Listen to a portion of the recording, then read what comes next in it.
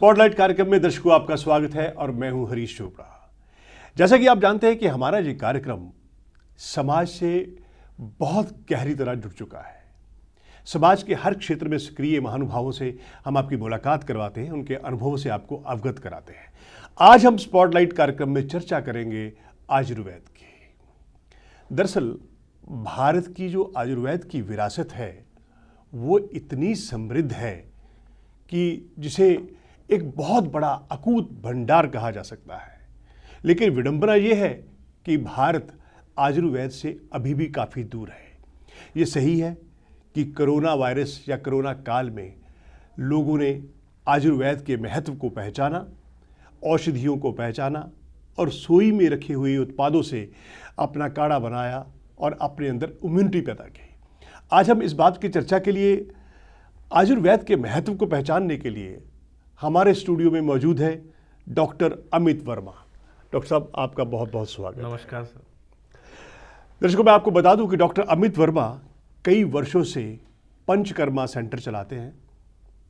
नाड़ी विज्ञान और मर्म चिकित्सा के वो अनुभवी हैं। आज हम उनसे चर्चा करेंगे जोड़ों के दर्द यानी कि आर्थराइटिस पर। डॉक्टर साहब, मुझे बताइए कि आर्थराइटिस जो है, जिसे जोड़ों का दर्द कहते हैं, पहले तो ये कहा जाता था कि केवल जब उम्र बढ़ती है तब ये समस्याएं पैदा होती है, लेकिन अब ये समस्या आम देखने को समाज में मिल रही है। इसके कारण बताइए पहले तो कि ये क्यों होता क्यों है। सर, अर्थराइटिस जो है, अर्थराइटिस को अगर मैं बहुत ही सामान्य भाषा में बताऊं तो अर्थराइटिस मतलब जोड़ों का दर्द। अब जोड़ों के दर्द में लोग सामान्यतः समझते हैं कि घुटनों का दर्द है तो ही अर्थराइटिस है, लेकिन अर्थराइटिस आपके शरीर में किसी भी तरह का जोड़ों का दर्द होना या जोड़ों के साथ में जो भी चीज़ें जुड़ी हुई है, मांसपेशियां जुड़ी हुई हैं, आपके लिगामेंट्स है, वहाँ उन संरचनाओं में कहीं भी दर्द होना अर्थराइटिस की कैटेगरी में आता है, अर्थराइटिस की श्रेणी में आता है। इन अर्थराइटिस के मुख्य कारणों की अगर हम बात करें कि जैसा आपने अभी कहा कि अर्थराइटिस पहले सिर्फ कि बड़ी उम्र के लोगों में देखा जाता था, लेकिन अर्थराइटिस इतनी तरह का है कि उसके कारण भी बहुत तरह के हैं। जैसे कि आप एक छोटा सा एक उदाहरण लीजिए कि अर्थराइटिस एक होता है डीजनरेटिव चेंजेस, कि उम्र के हिसाब से हड्डियां घिस गई हैं या उसमें रहने वाला जो फ्लूइड है, जो लिक्विड है, वो घिस गया है और जिसकी वजह से अर्थराइटिस होने लगा है, या उम्र के बढ़ते दबाव के साथ, या अत्यधिक वजन होने के कारण, या आपके शरीर में कोई ऐसा रोग है जो आपके लिगामेंट्स या जोड़ों की जो स्ट्रक्चर है, जोड़ों को ताकत देने वाले जो अन्य अंग हैं वो कमज़ोर पड़ जा रहे हैं, जिसकी वजह से अर्थराइटिस हो जा रहा है। दूसरा मुख्य कारण जैसा कि हमारा आज का खान पान हो गया है, जिसकी वजह से जैसा कि हमने अभी भी आजकल देख रहे हैं कि इम्यूनिटी की प्रॉब्लम बहुत ज़्यादा है। तो ऐसी कारणों की, ऐसे आहार विहार की वजह से हमारे शरीर की इम्यूनिटी, हमारे शरीर की रोग प्रतिरोधक क्षमता जो हमारे शरीर की रक्षा करती है इतनी सारी बीमारियों से, वही रोग प्रतिरोधक क्षमता आज हमारे ही जोड़ों को नुकसान पहुंचाती है, जिसको कहते हैं ऑटो इम्यून डिसऑर्डर और ऑटो इम्यून अर्थराइटिस। तीसरा कारण आज के टाइम में सबसे मुख्य कारण पोस्चर। आप किस तरह के पोस्चर में बैठते हैं, उठते हैं, लेटते हैं, किस तरह के अपने शरीर को आप ख्याल रखते हैं, इस पोस्चर के कारण भी अर्थराइटिस होता है, जिसमें बहुत कॉमन समस्या आपकी सर्वाइकल की समस्या और डिस्क की प्रॉब्लम, वो भी एक अर्थराइटिस की श्रेणी में आते हैं। तो इस तरह से अर्थराइटिस के मुख्य कारण आपके आहार विहार और आपके शरीर की रोग प्रतिरोधक क्षमता और आपका एजिंग प्रोसेस, जो आपके शरीर की डीजनरेशन हो रही है, वो अर्थराइटिस को करती है आपके शरीर के अंदर। अच्छा डॉक्टर साहब, आप तो पंचकर्म के विशेषज्ञ हैं, तो पंचकर्म से जोड़ों के दर्द को कैसे दूर किया जा सकता है? पंचकर्म चिकित्सा एक संपूर्ण चिकित्सा के रूप में आयुर्वेद में विख्यात वर्णन किया गया है, जिसका पंचकर्म चिकित्सा के अंदर 5 मुख्य कर्म किए जाते हैं, जिसके जो मुख्य 5 कर्म किए जाते हैं, और उस 5 कर्मों में से डिपेंड करता है ये कि किस तरह का अर्थराइटिस रोगी को है, उसके अनुसार इसमें से कौन सा पंचकर्म चिकित्सा उनके लिए करना है, वो चिकित्सा उनके लिए की जाती है। पंचकर्म चिकित्सा मुख्यतः 2 तरह की चिकित्सा में विभाजित है। पहली चिकित्सा जिसको प्रधान चिकित्सा कहते हैं, और एक जो आपको होती है उपक्रम कहलाते हैं। जैसे पंचकर्म है, किसी को घुटनों का दर्द है तो उनके लिए जैसे जानु बस्ती एक बहुत ही विख्यात पंचकर्मा चिकित्सा में एक पद्धति है जिसको किया जाता है जानु बस्ती। ऐसे ही अगर सर्वाइकल पेन है तो ग्रीवा बस्ती किया जाता है। ऐसे ही अगर आपको डिस्क प्रॉब्लम है तो कटी बस्ती किया जाता है। दूसरा, जैसे मैंने अभी आपको बताया कि अलग अलग अर्थराइटिस के अलग अलग कारण हैं, तो किस तरह का अर्थराइटिस पेशेंट को है उसके अनुसार 5 कर्म में से कौन सा पंचकर्म या 2 पंचकर्म उनके लिए करने हैं वो हम उसमें से सिलेक्ट करते हैं। एक बहुत ही कॉमन एग्जांपल आज के टाइम में जो है ओबेसिटी जो है, मोटापा है, बहुत भयंकर बीमारी के रूप में बढ़ रहा है और मोटापे के कारण बहुत तरह के अर्थराइटिस आपको होते हैं, स्पेशली घुटनों का अर्थराइटिस। तो ऐसे रोगी के अंदर अगर सिर्फ घुटनों की चिकित्सा अगर हम करते रहेंगे और जो उस अर्थराइटिस का कारण है जो कि मोटापा है, अगर उसको दूर नहीं करेंगे तो ऐसे रोगी के अंदर अर्थराइटिस रिकवर नहीं हो पाता। हमारा टारगेट क्या है, हम चाहते हैं कि अर्थराइटिस से मुक्त हो मरीज, सिर्फ अर्थराइटिस से रिलीफ नहीं करना है। तो ऐसे में जो पंचकर्म चिकित्सा उनकी प्लान की जाती है वो इस अनुसार की जाती है कि उनका मोटापा भी दूर करना है और उनके घुटनों के अंदर ताकत भी पैदा करनी है, उनका फ्लूइड भी बने, उनके कार्टिलेज में ताकत भी आए। तो ऐसे के अंदर हम उनको पंचकर्म करेंगे जिसको हम डिटॉक्स कहते हैं, विरेचन कर्म कहते हैं, वमन कर्म कहते हैं, बस्ती चिकित्सा उनकी करेंगे ताकि उनका वजन कुछ कम हो और जहाँ जहाँ उनके ज्वाइंट्स में न्यूट्रिशन नहीं पहुंच पा रहा है किसी भी कारण से, ताकि वो ब्लॉकेजेस भी दूर हों, तो बॉडी को डिटॉक्स किया जाता है और स्थानिक चिकित्सा भी की जाती है अर्थराइटिस के लिए। अच्छा डॉक्टर साहब, केवल एक्सरसाइज ही होती है या इसके लिए औषधियों की भी जरूरत होती है? आयुर्वेद का एक संपूर्ण चिकित्सा सूत्र अगर मैं बात करूं बहुत ही संक्षिप्त रूप में, आहार, विहार और औषध। तो हम आहार पर भी काम करना चाहिए किसी भी रोग में, विहार पर भी काम करना चाहिए, लाइफस्टाइल पर भी काम करना है और औषध भी देनी है। औषध वो हमें ओरली देनी है, वो खाने के लिए देना है, बाहर लगाने के लिए देना है या पंचकर्म चिकित्सा के रूप में देना है।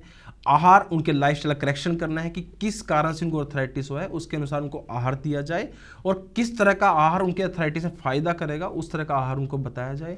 विहार में आता है आपका लाइफस्टाइल कि अगर आपको लाइफस्टाइल की वजह से अर्थराइटिस हो रहा है उसको करेक्ट करना है और किस एक्सरसाइज और किस लाइफस्टाइल को आपकी ज़िंदगी में इंपोर्ट किया जाए, आपकी ज़िंदगी में इंक्लूड किया जाए ताकि आपका अर्थराइटिस क्योर हो सके। तो आहार, विहार और औषध। बहुत अच्छी बात बताई डॉक्टर साहब आपने। डॉक्टर साहब एक बात बताइए, आप कई सालों से इस पर काम कर रहे हैं, आपकी प्रैक्टिस भी खूब है, तो सक्सेस रेट कितना है, कितने % मरीज जो हैं वो आपकी नज़र में ठीक हो जाते हैं? मैं हमेशा एक बात बोलता हूँ कि कोई मुझसे पूछता है कि इस दुनिया में सबसे अच्छा डॉक्टर कौन है, चाहे वो अर्थराइटिस का हो किसी हो, मैं हमेशा बोलता हूँ किसी बीमारी का सबसे अच्छा डॉक्टर मरीज खुद है। क्यों बोलता हूँ कि सक्सेस रेट जो है किसी भी डिसीज़ का सबसे पहला डिपेंड करता है मरीज के ऊपर, वो आपकी बताई हुई चीज़ों को किस तरह से फॉलो करने वाला है। और कोई भी बीमारी जितनी जल्दी उसको डायग्नोज करके और जितनी जल्दी उसका ट्रीटमेंट स्टार्ट किया जाए वो उतनी ज़्यादा ईजिली रिकवर हो सकती है कंप्लीटली लाइफ टाइम के लिए। आपका अर्थराइटिस लाइफ टाइम के लिए रिकवर हो सकता है। बट एवरेज अगर आप मुझसे बात करो तो मेजॉरिटी टाइप ऑफ अर्थराइटिस, अगर वो 90% तरह के अर्थराइटिस कंप्लीटली रिकवरेबल, रिवर्सिबल हैं आपकी लाइफ में और वेरी इजीली। इसके लिए कोई आपको सालों नहीं चाहिए, कुछ महीनों की चिकित्सा और कुछ महीनों का आपका आहार विहार आपके किसी भी तरह अर्थराइटिस को संपूर्णतः ठीक कर सकता है।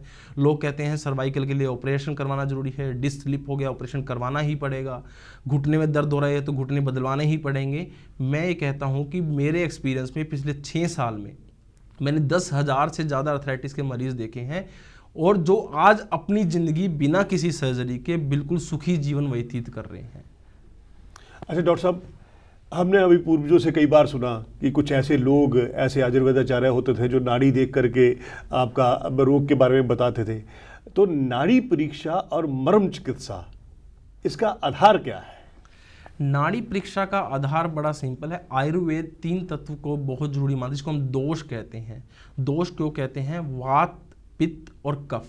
इनको दोष इसलिए कहा जाता है किसी भी कारण से आपके शरीर में रहने वाले वात, पित्त, कफ दूषित होते हैं और ये वात, पित्त, कफ दूषित होके आपके शरीर में उस स्थान को ढूंढते हैं जहां उनको लगता है कि ये स्थान कमज़ोर है, जहां की इम्यूनिटी कमज़ोर है, जहां का ओज कमज़ोर है और उस स्थान पर एकत्रित होकर रोग की उत्पत्ति करते हैं।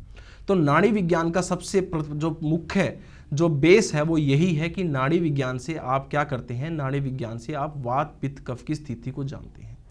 उससे ये भी पता लगता है कि वात, पित्त, कफ की गति कैसी है आपके शरीर के अंदर। उसके अनुसार ये निर्णय लिया जाता है कि वात बढ़ा हुआ है, पित्त बढ़ा हुआ है, कफ बढ़ा हुआ है, या वात पित्त बढ़े हुए हैं, पित्त कफ बढ़ा हुआ है और किस स्थान में इनकी विकृति ज़्यादा है।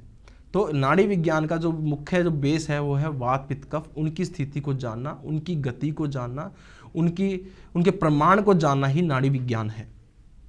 अच्छा डॉक्टर साहब, एक आखिरी सवाल बहुत चंद शब्दों में बताइएगा कि जिस हर्ड इम्यूनिटी की बात अब की जा रही है, सोसाइटी में बहुत कुछ ऐसा किया जा रहा है कि लोगों की हर्ड इम्यूनिटी बढ़े, लोगों के, ये केवल कोरोना के लिए नहीं होना चाहिए बल्कि किसी भी तरह की बीमारियों के लिए हर्ड इम्यूनिटी का तैयार होना सोसाइटी में बहुत ज़रूरी है। तो क्या इसके लिए आयुर्वेद का सहारा बहुत ज़रूरी है? बड़ा अच्छा प्रश्न आपने किया है। हर्ड इम्यूनिटी और इम्यूनिटी के लिए आयुर्वेद का सहारा बहुत ज़रूरी है। क्यों? आयुर्वेद को ये बोलते हैं सामान्य भाषा में, आयुर्वेद तो आपके घर घर में, आपके किचन में विद्यमान है।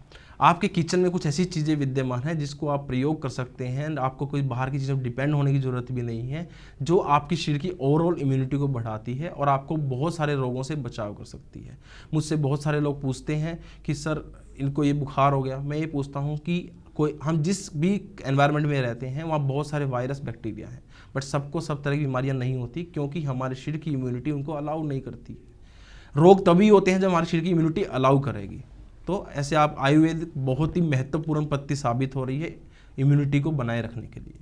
तो दर्शकों, डॉक्टर साहब ने बताया कि किस तरह आचार, व्यवहार और जीवन शैली में परिवर्तन करके हम अपने आप को तंदुरुस्त बना सकते हैं और आयुर्वेद का सहारा लेकर किस तरह हम स्वस्थ रह सकते हैं। इसलिए दर्शकों, अपनी जड़ों की ओर लौटिए, भारतीय संस्कार, भारतीय संस्कृति के साथ साथ आयुर्वेद को अपनाइए। तो डॉक्टर साहब, स्टूडियो में आने के लिए आपका बहुत बहुत धन्यवाद। धन्यवाद सर।